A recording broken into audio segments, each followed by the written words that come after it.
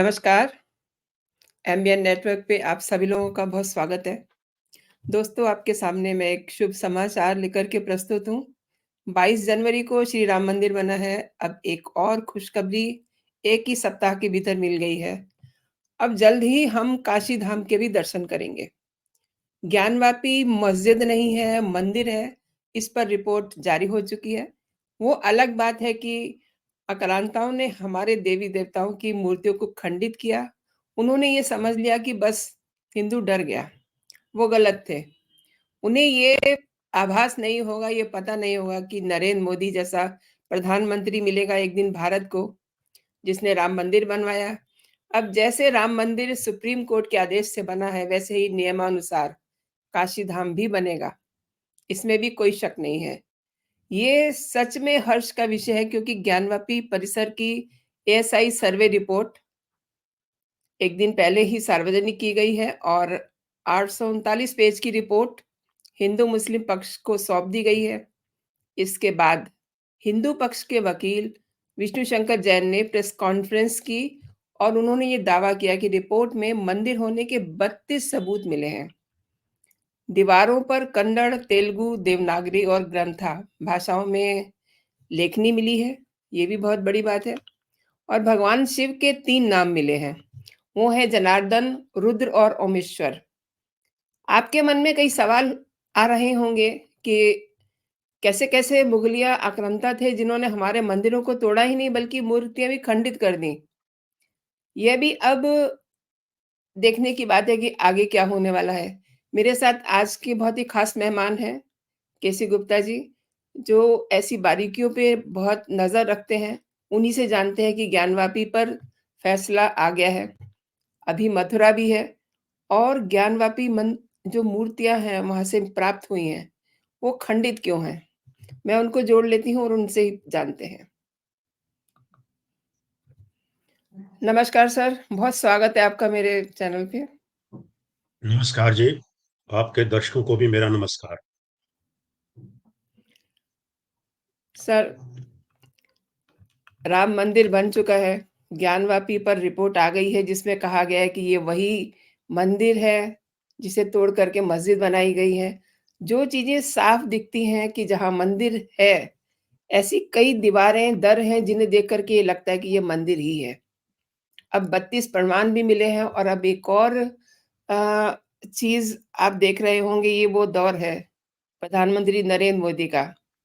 जिस तरीके से उन्होंने भारतवासियों को उनका खोया हुआ सम्मान दिलवाया है।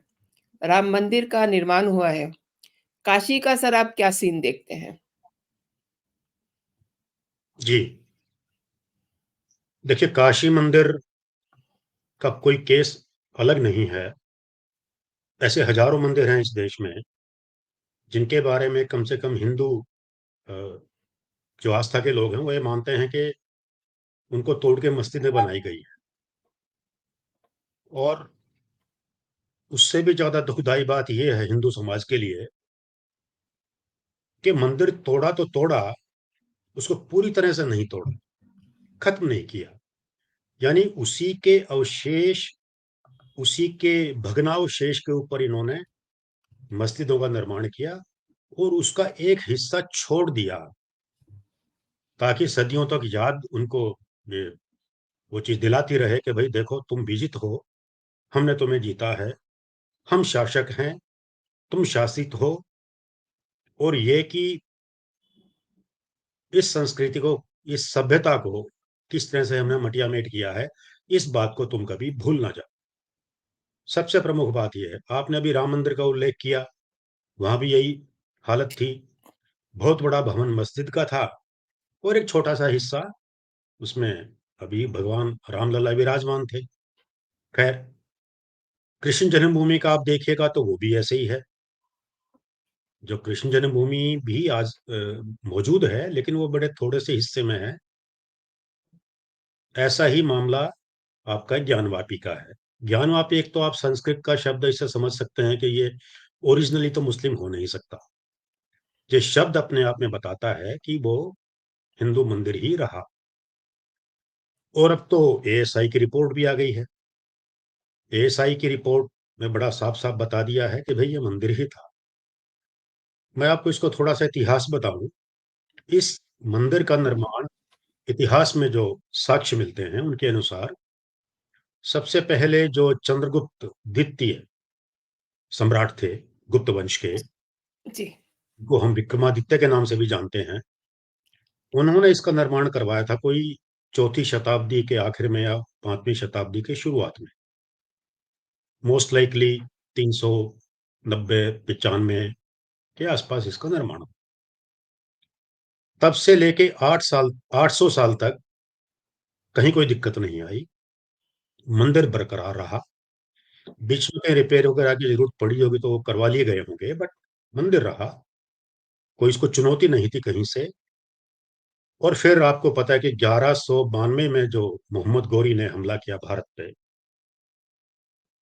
अब वो कट्टर इस्लामिस्ट था। मकसद उसका बेसिकली लूट-पाट करना था। सोमनाथ का मंदिर का उसने जो ध्वंस किया, और फिर उसको लगा कि ये तो बड़ा आसान तरीका उनको मिल गया, और भारत के भिन्न-भिन्न हिस्सों में जाकर के लूट-पाट की दृष्टि से उनका प्राइमरी पर्पज़ यही था। और मंदिर को तोड़ने का वो अपना उसको धार्मिक कर्तव्य मानते थे। इन लोगों को बुत शिकन कहने कहलवाने का बड़ा शौक था। तो उसी क्रम में ये यहाँ भी आया बनारस, और इसने ये जो मंदिर था, जिसे चंद्रगुप्त विक्रमादित्य ने बनवाया था, उसको ध्वस्त करवा दिया। और ध्वस्त करवा के फिर वो बाकी जगह चला गया। फाइनली सिंध में उसकी हत्या हो गई, वो अलग बात है। कहने का मतलब ये है कि ये तो शिकन थे, तोड़ना जानते थे, बनाना तो कुछ नहीं जानते थे। मंदिर ध्वस्त कर दिया और उस स्थान ऐसे का ऐसे रहा। उसके बाद में सीधे हम चलते हैं औरंगजेब के समय में। जी, उससे पहले मैं एक बात भूल गया, वो अकबर के समय में जब ये साइट थी, तो अकबर के जो विश्वस्त थे और बड़े उनके करीबी थे, राजा टोडरमल, उन्होंने यहाँ पे एक नारायण भट्ट थे महाराष्ट्र के, उनके साथ मिलके मंदिर का निर्माण कर। अब जानते हैं कि इन मुगल बादशाहों में अकबर सबसे ज्यादा लिबरल थे, तो उन्होंने उनको परमिशन दे दी और उन्होंने बनाया। लेकिन ये उनके खानदान में जब ये उनके पड़पोते औरंगजेब जब सत्तानशीन हुए, तो वो तो अपने परदादा को मानते नहीं थे, कि वो तो उसको आधा काफिर कहते थे कि उसने इतना कुछ किया, गलत किया है। लिहाजा इन्होंने कोई 1669 या 70, उसमें भी थोड़ा-सा डिस्क्रिपेंसी है। कुछ हिस्टोरिकल सोर्सेज़ में 1676 की बात है, किसी में 1669 की बात है। ख़ैर जो भी है, इन्होंने उस मंदिर को ध्वस्त करके और वहाँ पे एक मस्जिद बना दी। अब ये दो तरफ़ा। मोहम्मद गोरी केवल ध्वस्त करता था, औरंगज़ेब ने मंदिर को ध्वस्त किया और उसके स्थान पे मस्जिद बनाई और कुछ हिस्से छोड़ दिए। एक तो मंदिर के ही जो मलबे थे, उनके पिलर्स थे, उनके जो दूसरे स्ट्रक्चर्स थे, जो मूर्तियाँ थी, उनके हिस्सों को लेकर तामीर करवाया गया। और जो खासकर पश्चिमी जो दीवार है मंदिर की, उसको एज़ इट इज़ छोड़ दिया। दीवार, उसके साथ पिलर्स लगे हुए हैं, ताकि हमेशा के हमेशा देखते रहो कि भई ये देखो हमने ये किया है। ये उसका ज़रा ज़्यादा कट्टरवादी था औरंगज़ेब, तो ये उसने ऐसा किया। जी, चलिए साहब, चलता रहा। वो भी चले गए, दुनिया में कोई हमेशा तो रहता नहीं है। उनके करीब कोई फिर 100 साल के बाद जो ये इंदौर की महारानी थी, रानी अहिल्याबाई होलकर, अब वो मस्जिद को तो कुछ कर नहीं सकती थी, तो उन्होंने इसके बाजू में मंदिर का निर्माण करवा दिया। उससे पहले भी छोटी-सी अवस्था में था, क्योंकि हिंदू आस्था कुछ ऐसी है कि वो बिना पूजा के रह नहीं सकता, तो उन्होंने शुरू कर दी थी, लेकिन वो बहुत यू नो बड़ा हम्बल सा अरेंजमेंट था। जैसे ये रामलला टेंट में बैठे थे, वैसे उन्होंने भी वहाँ छोटा-मोटा कुछ अपना कर रखा था। और रानी इसने अहिल्याबाई ने उसका एक अच्छा खासा मंदिर वहाँ पे निर्माण करवाया, जो अभी भी है, अभी चल रहा है। फिर अंग्रेज़ों का राज था। अंग्रेज़ आ गए थे 18वीं शताब्दी में, 1764 के बाद तो उनका हो ही गया था। तो उन्होंने कहा भी हम इस झगड़े में नहीं पड़ते, उनको अपना राज जमाना था, तो उन्होंने नमाज़ पर प्रतिबंध लगा दिया। मंदिर ऐसे ही चलता रहा और कहा कि ये जो है, क्योंकि ये तो बड़े स्पष्ट प्रमाण थे कि उसको तोड़ के बनाया गया है, तो उनको था कि ये दंगा फसाद हमको नहीं चाहिए। उन्होंने ऑर्डर निकाल दिया कि आप जो है नमाज यहाँ पे नहीं अदा कर सकते। चलिए, वो रुका रहा।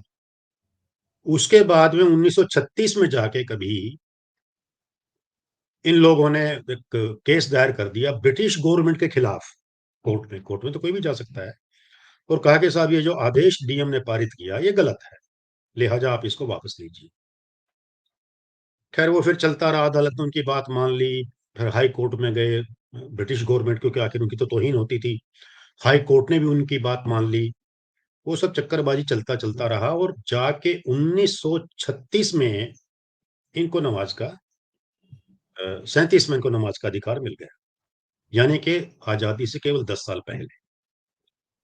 अब यदि आजादी के बाद माहौल ठीक होता, कोई निष्पक्ष भी होता, प्रो हिंदू तो छोड़ दीजिए, निष्पक्ष भी यदि कोई रजीम होता, तो ये समस्या तभी हल हो गई होनी होती, क्योंकि इतने सारे ऐतिहासिक उसके प्रमाण थे और सारी चीजें थी।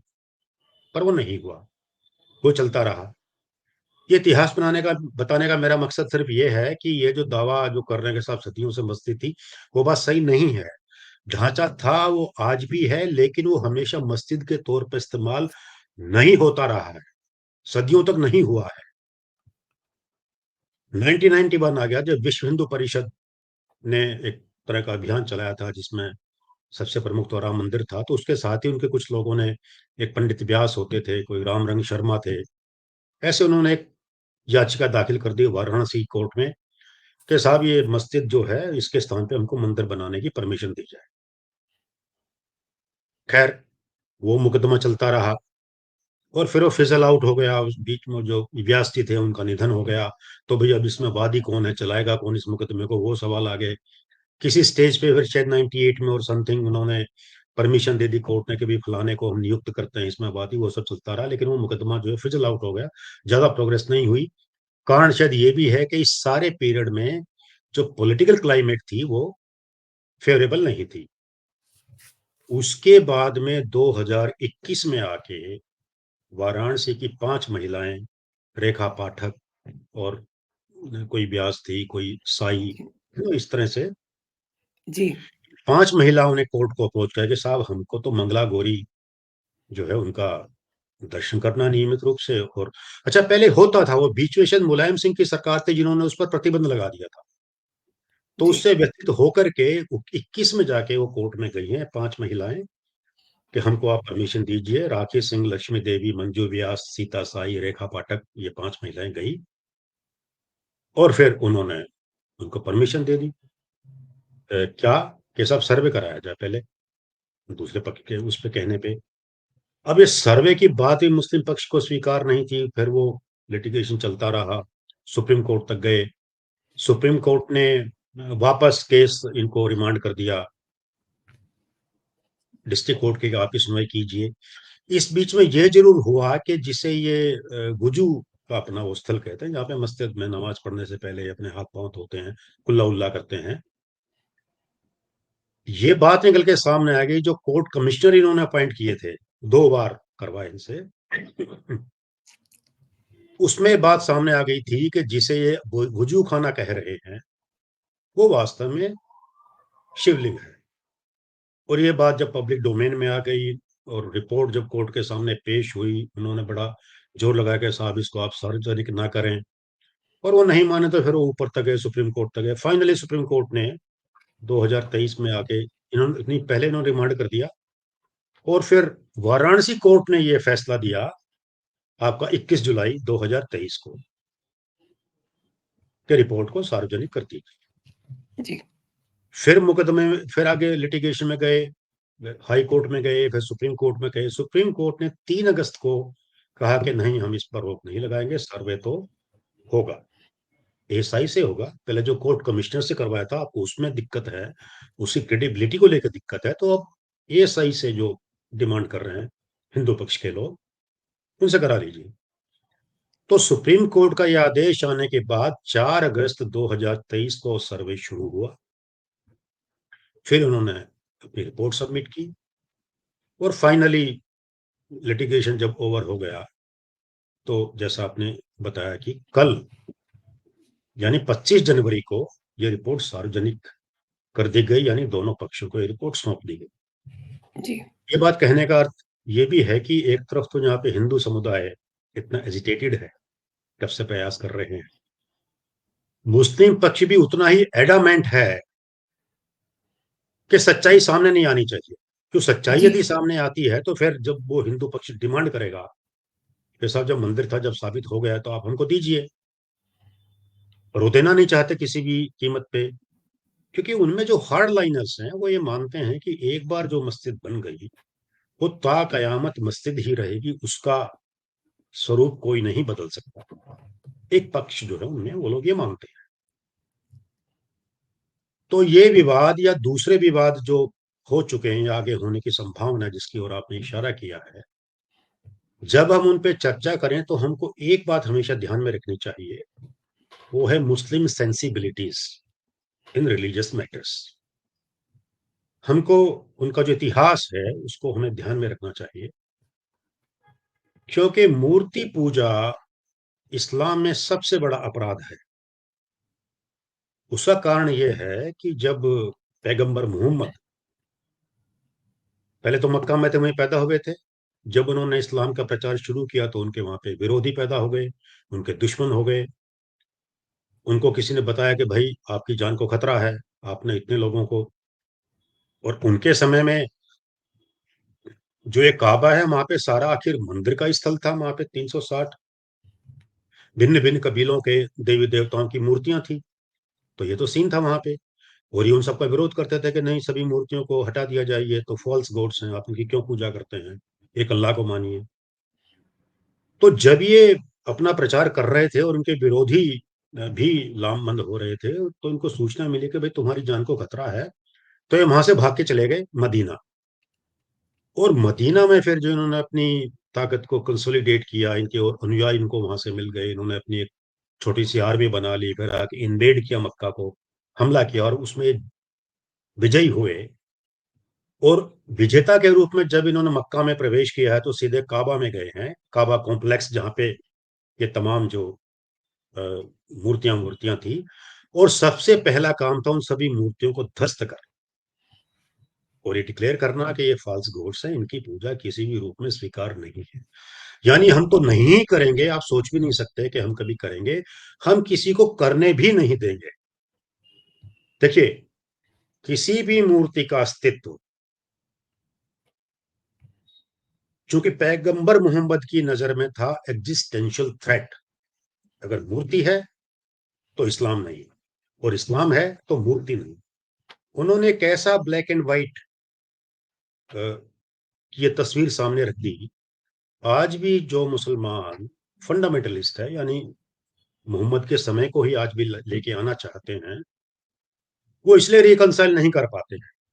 वो कहते हैं कि जब तक दुनिया में एक भी मूर्ति है, एक भी मूर्ति पूजक है, तब तक इस्लाम के अस्तित्व को खतरा है और इस्लाम अधूरा है।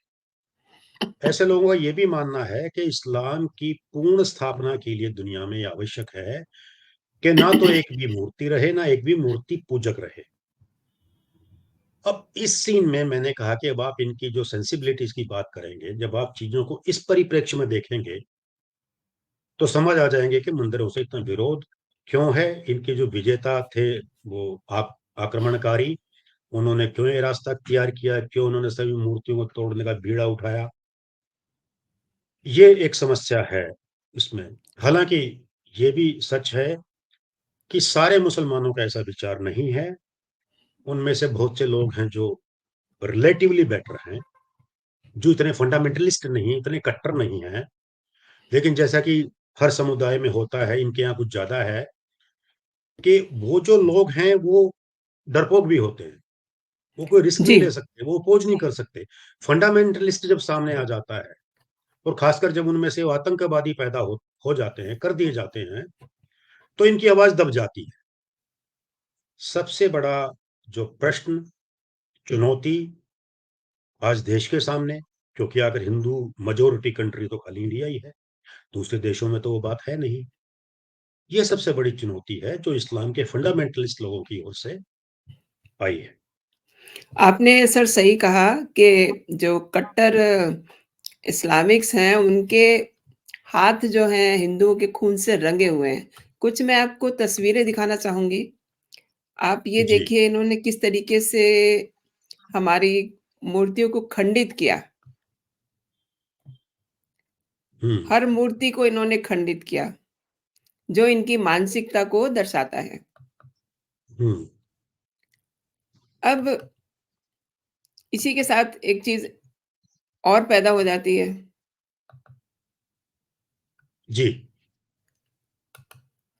ये जिस तरीके से इन्होंने अपनी नीचता का परिचय दिया है, मतलब इस्लामिक जो कट्टरपंथी हैं, इसको जी। आप क्या कहते हैं आज के माहौल में? क्योंकि सभी जानते हैं कि राम मंदिर पर जैसा सुप्रीम कोर्ट ने कहा है, वैसा ही किया गया। यानी कि हुँ। बिल्कुल कानून का पालन किया गया, कहीं भी कानून का उल्लंघन हुँ। नहीं हुआ।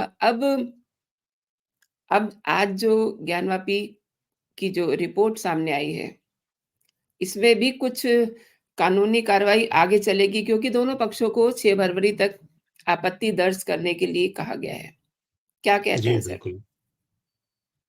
देखिए, ये तो कोर्ट की प्रक्रिया है। इन्होंने इनको समय दिया है कि भई आप 6 तारीख तक अपनी आपत्तियाँ दे दें। हुँ, हुँ। लेकिन जो साक्ष्य एएसआई की रिपोर्ट में आ गए हैं, उनको जी। काटने वाले, उनको कंडेम हुँ, करने वाले, उनको कॉन्ट्राडिक्ट करने वाले क्या साक्ष्य मुस्लिम पक्ष जी, लेके आएगा, जी, ये बात हम नहीं समझ पाते हैं। जी।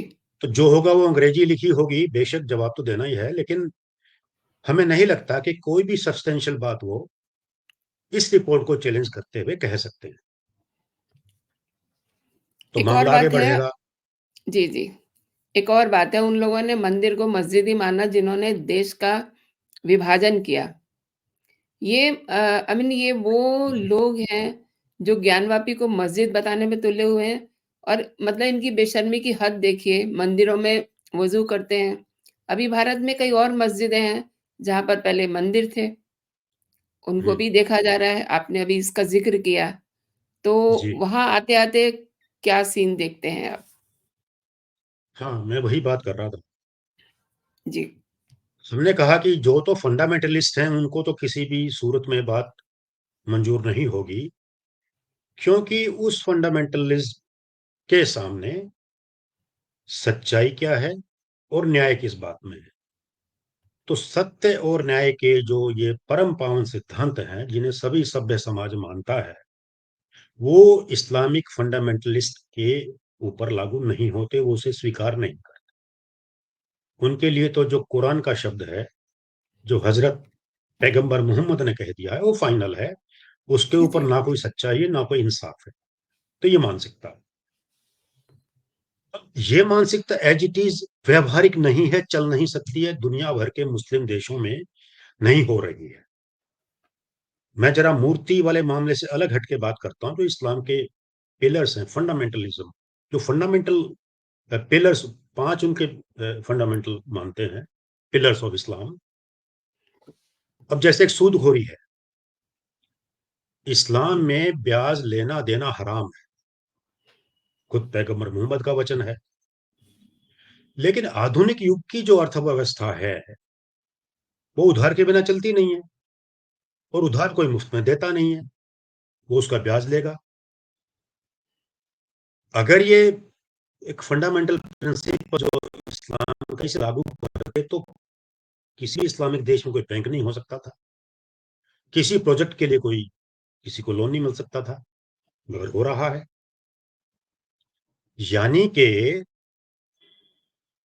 जब ज़रूरत होती है, तो नए युग की आवश्यकताओं के अनुसार इस्लाम के लोग भी उन फंडामेंटल प्रिंसिपल्स के साथ समझौता कर लेते हैं, क्योंकि उसके हुँ, बिना हुँ। जीवन चलेगा नहीं।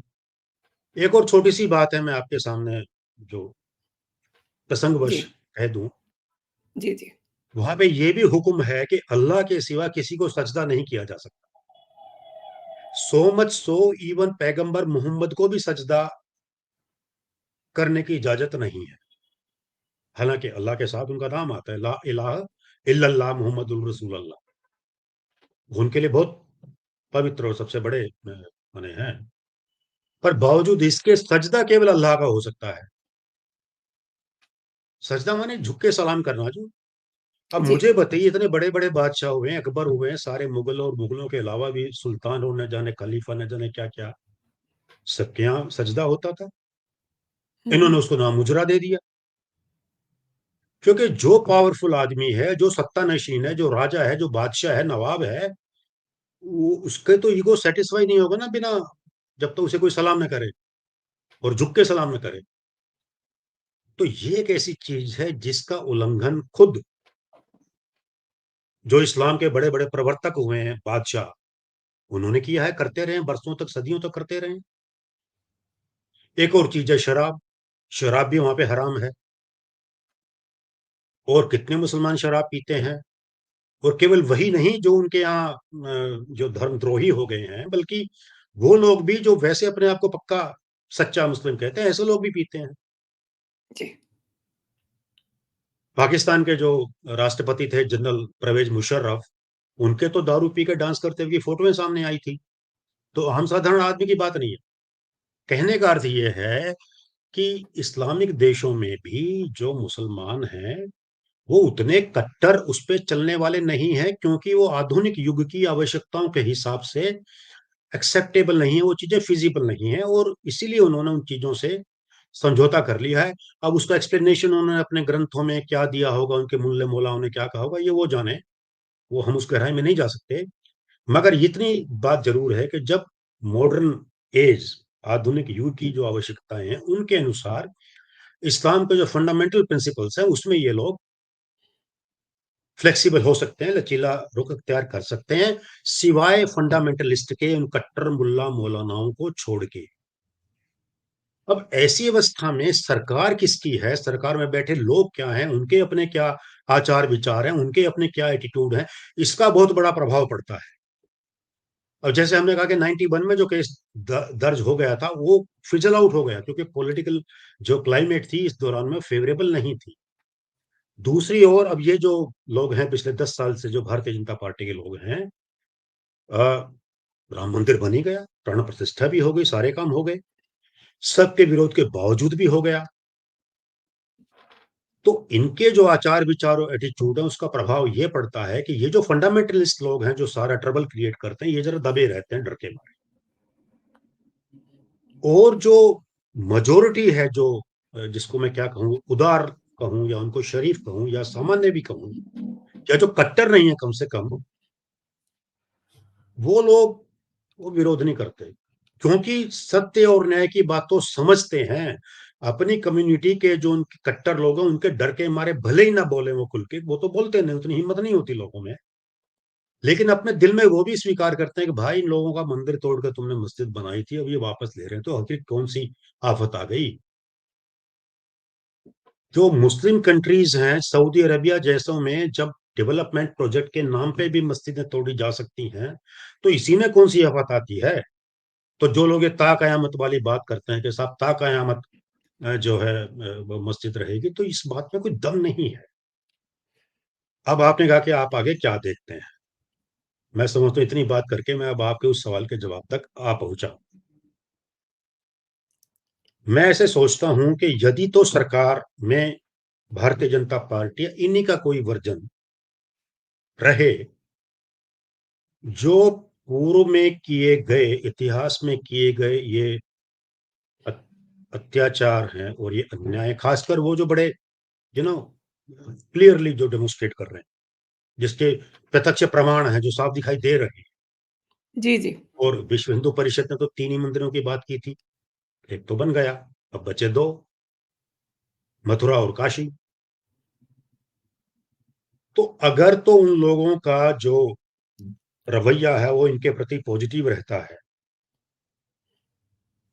तो मैं समझता हूं कि ये सिरे चढ़ जाएगा।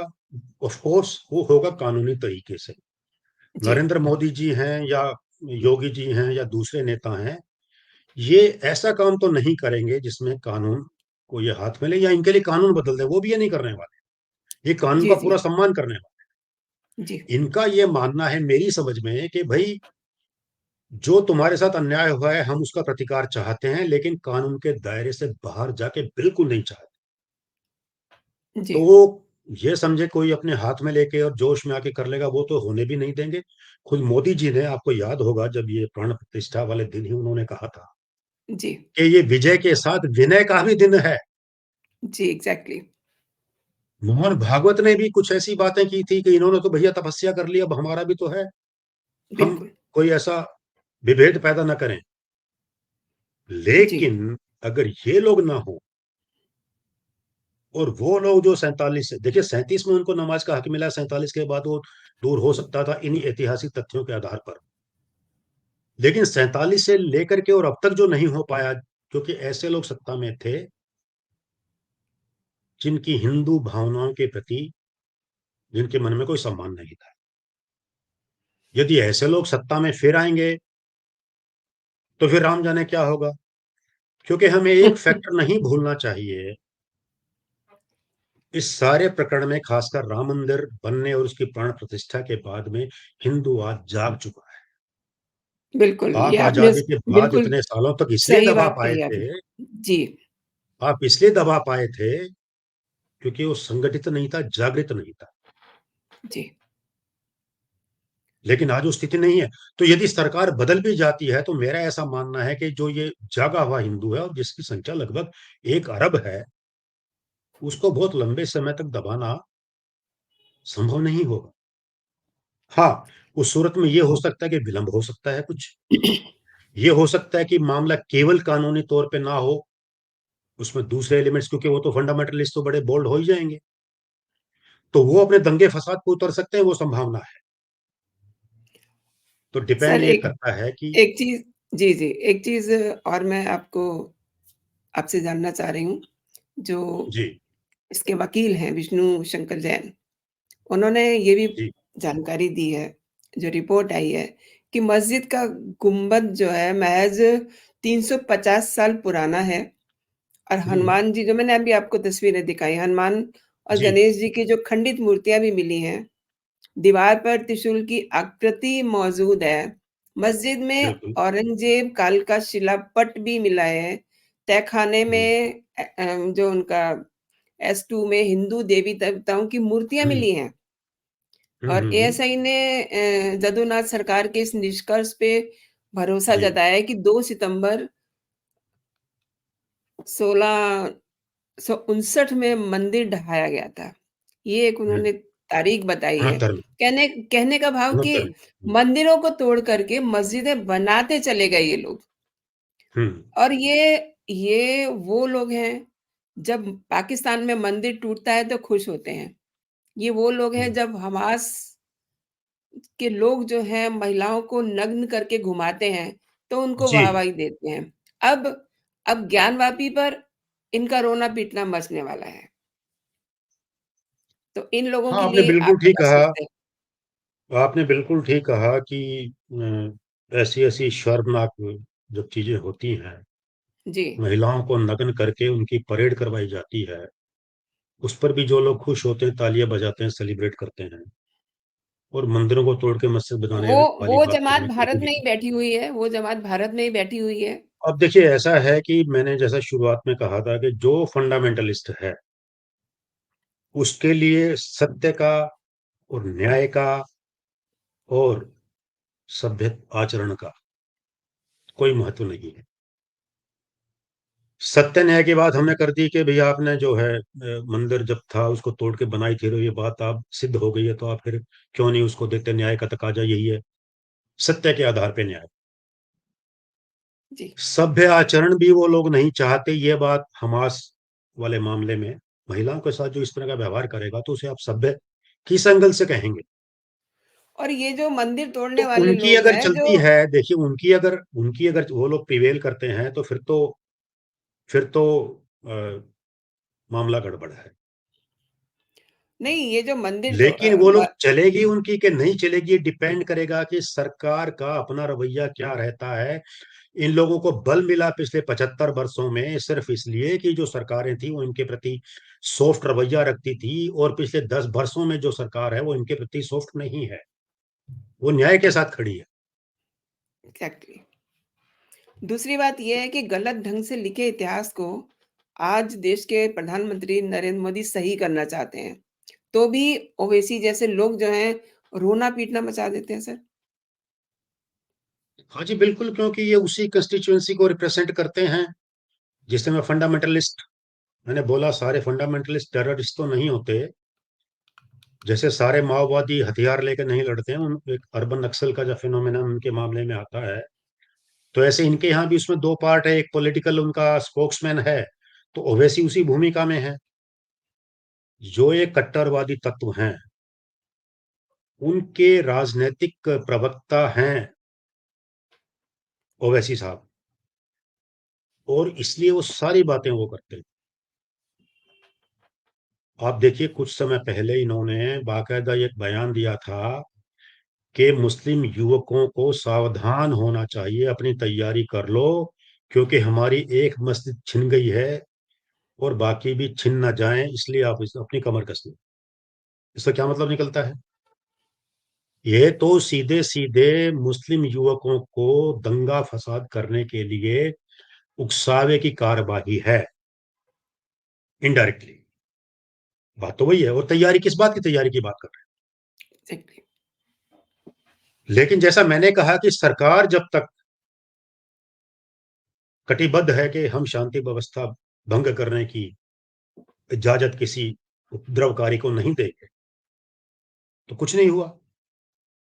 वरना तो ओवैसी का जो रवैया है वो ऐसा है, जो जिन्ना ने अगस्त 46 में जो डायरेक्ट एक्शन करवा दिया था बंगाल में, इनके चले तो ये वो भी करवा दें। इनकी राजनीति है उसी ब्रांड की। जी। ये अपने क्या कहते हैं, जिन्ना के ये परम भक्त हैं। तो ऐसे लोग तो देखिए प्रयास करेंगे।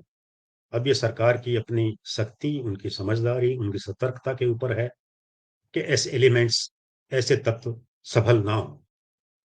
नहीं, जोगी जी बिल्कुल एक्टिव हैं। उन्होंने तो जैसे ही रिपोर्ट आई वैसे ही उन्होंने सोशल मीडिया और हाँ, तमाम प्लेटफ़ॉर्म पे नज़र रखने के लिए आदेश कर दिए हैं। प्लस मोदी सुरक्षा बल जी भी हैं। तैनात कर दिए हैं। बिल्कुल, बिल्कुल। मोदी जी हैं, शाह हैं। तो आई डोंट जी, थिंक कि ऐसी कोई बात होगी, क्योंकि सब सब जो अब तक होता आया है वो न्याय के अनुसार ही होता आया है। आगे भी जी, जैसा कि आपने भी बताया, कानून को ही फ़ॉलो किया जाएगा। सर, आपने मेरे बिल्कुल। दर्शकों को बहुत अच्छी जानकारी दी और जो उनकी जिज्ञासाएँ रहीं, आपने उनको शांत किया। आपका बहुत-बहुत धन्यवाद, मेरे शो के लिए समय निकालने के लिए। जय हिंद, जय जी, भारत। धन्यवाद। जय हिंद, जय भारत।